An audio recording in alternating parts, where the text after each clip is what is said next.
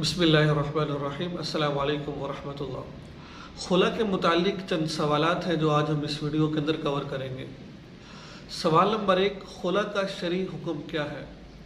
सवाल नंबर 2, खुला की इद्दत की मुद्दत कितनी है। सवाल नंबर 3, खुला की इद्दत शोहर के घर गुजारने का क्या हुक्म है। सवाल नंबर 4, खुला के बाद बग़ैर किसी और के निकाह में आए साबका शोहर से निकाह हो सकता है कि नहीं हो सकता। देखिए, आजकल के इस पुरफितन दौर के अंदर तलाक का रेशो बहुत ज़्यादा बढ़ गया है। तो आजकल जो खुला ली जा रही है वो अदालत के थ्रू खुला ली जाती है। जो अदालत के थ्रू खुला ली जाती है, क्या वो खुला मोतबर है भी कि नहीं है। सबसे पहले नंबर पर आप ये बात समझें कि खुला कहते किससे हैं। देखिए, खुला का मफ़हूम ये है कि जब मियाँ बीवी के अंदर किसी किस्म का आपस में निभा ना हो रहा हो, तो शरीयत कहती है कि अगर शोहर बीवी पर जुल्म कर रहा है या फिर शोहर नामर्द है, कोई भी शरई उज़र है, तो औरत अपना हक महर माफ़ कर कर उससे आज़ादी हासिल कर सकती है। इसको कुरान पाक ने कुछ यूँ बयान किया है, वला यहिल्लु लकुम अन तअख़ुज़ू मिम्मा आतैतुमूहुन्ना शयअन इल्ला अन यख़ाफ़ा अल्ला युक़ीमा हुदूदल्लाह फ़इन ख़िफ़्तुम अल्ला युक़ीमा हुदूदल्लाहि फ़ला जुनाहा अलैहिमा फ़ीमा इफ़्तदत बिही तिल्का हुदूदुल्लाहि फ़ला तअतदूहा वमन यतअद्द हुदूदल्लाहि फ़उलाइका हुमुज़ ज़ालिमून। सूरह बकरा आयत नंबर 229 के अंदर अल्लाह ताला इरशाद फरमाते हैं। मैं इस आयत का मफ़हूम आपके सामने अर्ज़ करना चाहता हूँ। अल्लाह रब्बुल इज़्ज़त इरशाद फरमाते हैं कि जो तुम हक महर औरतों को दे दो उनसे वापस मत लो, इल्ला अगर तुम्हें इस बात का मियाँ बीवी को अंदेशा है कि हम अल्लाह के हुकूक को, अल्लाह के जो हुक्म है उनको पूरा नहीं कर सकेंगे, तो सूरत के अंदर फिर बीवी को हक ये है कि बीवी अपना हक महर माफ़ कर दे और शोहर से वो तलाक ले ले। इसी के बारे में एक हदीस मेरे जहन में आई, मैं उसको भी आपके सामने पेश करना चाहता हूँ। हज़रत साबित बिन क़ैस रज़ी अल्लाह तआला अन्हु की अहलिया नबी करीम सल्लल्लाहु अलैहि वसल्लम के पास हाजिर होती हैं और अर्ज़ करते कि या रसूलुल्लाह सल्लल्लाहु अलैहि वसल्लम, साबित बहुत अच्छा इंसान है, अखलाक में बड़ा अच्छा है, मैं खुलासा अर्ज़ कर रहा हूँ, अखलाक बड़ा अच्छा है, दीनदार है, तो कोई ऐब नहीं है उसके अंदर, लेकिन मुझे उसकी नाकदरी का ख़तरा है कि मैं उसकी नाकदरी ना कर बैठूँ, तो मैं उससे अलहदगी इख्तियार करना चाहती हूँ।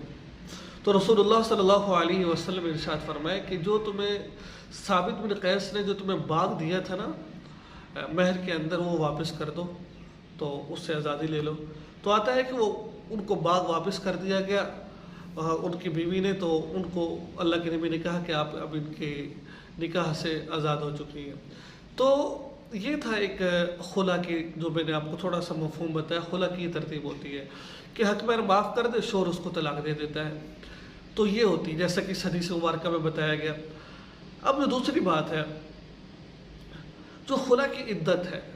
देखिए, खुला की इद्दत क्या है। सबसे पहले तो आप ये समझें कि औरतें दो किस्म की होती हैं। एक तो औरत वो होती है जिसको माहवारी आती है, और एक औरत वो जिसको माहवारी नहीं आती है। जिस औरत को माहवारी आती है उसकी इद्दत तो 3 हैज़ है, 3 माहवारियाँ हैं। यानी जो औरत को जो खून आता है वो 3 महीने में एक दफ़ा आता है, तो वो है, चाहे वो 3 महीने से पहले ख़त्म हो जाए 3 हैज़, तो जैसे 3 हैज़ ख़त्म होंगे तो उसकी इद्दत ख़त्म हो जाएगी। इसी तरीके से वो औरत जिसको हैज़ नहीं आता, बाज़ दफ़ा होता है कि औरत की उम्र ज़्यादा हो जाती है जिसकी बिना पर उसको हैज़ आना बंद हो जाता है, तो फिर इस सूरत में शरीयत कहते हैं कि 3 महीने का औरत इंतज़ार करेगी, फिर उसकी इद्दत ख़त्म हो जाएगी। और तीसरा सवाल ये था कि औरत इद्दत गुजारेगी कहाँ पर। ये बहुत अहम मसला है। देखिए, औरत की इद्दत गुजारने का मसला ये है कि औरत इद्दत जो गुजारेगी वो अपने शोहर के घर गुजारेगी। और याद रखिए, इसके अंदर एक चीज़ आपने ये मद्देनज़र रखनी है कि औरत जो इद्दत गुजारेगी शोहर के घर, और बग़ैर किसी शरई उज़र के औरत उस घर से बाहर नहीं निकल सकती। इसके अंदर शरीयत ने चंद चीज़ों को मद्देनज़र रखा हुआ है। वो चंद चीज़ें क्या है مثال کے طور پر بعض دفعہ عورت عدت کے اندر بناؤ سنگھار کر رہی ہوتی ہے، یا پھر عدت میں وہ زیب و زینت کر رہی ہوتی ہے، بڑی شریعت نے بڑی سختی سے منع فرمایا ہے، خوشبو نہیں لگا سکتی یا مہندی نہیں لگا سکتی، اس کے علاوہ گھر سے بغیر عذر باہر نہیں جا سکتی۔ ہاں عذر ہے، بیماری ہے تو اس کی اجازت ہے، تو سر میں تیل لگانے کی اجازت ہے، لیکن ایسا نہیں ہے کہ جیسا کہ عورت روزانہ سر پہ تیل لگا رہی ہے۔ ہاں اگر کوئی عذر ہے تو سر پہ تیل بھی لگا سکتی ہے، کنگھی بھی کر سکتی ہے عذر کی بنا پر۔ ایسے نہیں کہ فضول کے اندر روزانہ دل میں 3-4 دفعہ کنگھی کی جا رہی ہے، پھر خوشبو لگائی جا رہی ہے، تو شریعت نے ان چیزوں سے منع فرمایا ہے۔ اور آخری بات آپ سے یہ عرض کرنا چاہتا ہوں، جیسا کہ مجھے بہت سارے لوگوں کے میسیجز موصول ہوتے ہیں عدالتی خلا کے بارے میں، کیونکہ آج کل کے اس دور میں عدالتی خلا بہت زیادہ ہے۔ دیکھیے جس طریقے سے عقد نکاح ہوتا ہے، دونوں میاں بیوی کی رضامندی کے ساتھ آپس میں نکاح منعقد ہوتا ہے، اسی طریقے سے جب تک شوہر کی اجازت نہیں ہوگی اس وقت تک یہ نکاح فاسد نہیں ہو سکتا۔ ہمارے معاشرے میں کیا ہو رہا ہے؟ معاشرے میں اس طرح ہو رہا ہے کہ عورت اگر اس کا شوہر کے ساتھ اس کا گزارا نہیں چل رہا تو پھر عورت کیا کرتی ہے؟ عورت یہ کرتی ہے کہ عدالت جاتی ہے تو پھر بندے پر الزامات لگاتی ہے۔ الزامات کیا لگاتی ہے؟ جیسا کہ شریعت نے بھی کہہ رکھا ہے کہ اگر شوہر نامرد ہے تو پھر اسے طلاق لے لینی چاہیے، یا ظلم کرتا ہے، خرچہ نہیں دیتا، تو یہ 3-4 ٹاپک ہیں۔ تو اب وہ وکیل اس سے کہتے ہیں کہ بھائی آپ نے یہ اس پر شوہر پر الزام لگانے ہیں، تو پھر عدالت آپ کو خلا کا نوٹس بھیج دے گی۔ اب کیا کرتے ہیں عورت، وہ بندے پر خوب الزامات لگاتی ہے، میرے شوہر تو نامرد ہیں، میرے شوہر تو یہ کام نہیں کرتے، وہ نہیں کرتے، تو پھر عدالت یک طرفہ خلا دے دیتی ہے، شوہر کو بلا کے یک طرفہ خلا دے دیتی ہے۔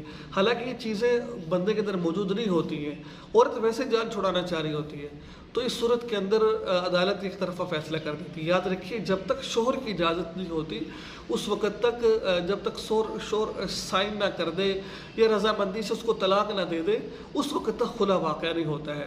لیکن آج اس دور کے اندر ہم دیکھیں تو بہت زیادہ ایسے مسائل پیش آتے ہیں، عدالت نے خلا دے دی وہ رہ رہی ہے، بھائی عدالت کا خلا معتبر نہیں ہے۔ اب یہ آپ نے کس، یعنی کہ جو خلا لیا ہے وہ کس موضوع پر لیا ہے آپ نے خلا؟ کہ آپ کے شوہر واقعتاً نامرد تھے، کہ واقعتاً آپ کے شوہر آپ پر ظلم زیادتی کرتے تھے؟ تو اس صورت کے اندر آپ اپنے دارالفتہ جائیں گے۔ اب دارالفتہ جانے کے بعد جو وہ آپ کو مفتیان اکرام فیصلہ سنائیں گے، اب آپ نے جا کے پوچھنا ہے کہ میں نے یہ خلا عدالت سے لیا ہے، کیا یہ جائز ہے کہ ناجائز؟ عام طور پر جو خلا لیا جاتا ہے جو ہمارے معاشرے میں ہے، یہ خلا ناجائز اور حرام ہے۔ بات سمجھا رہی نا آپ کو؟ یہ خلا جائز نہیں ہے۔ تو اس صورت کے اندر آپ نے دیکھنا ہے کہ میں نے کس بات پر خلا لیا ہے۔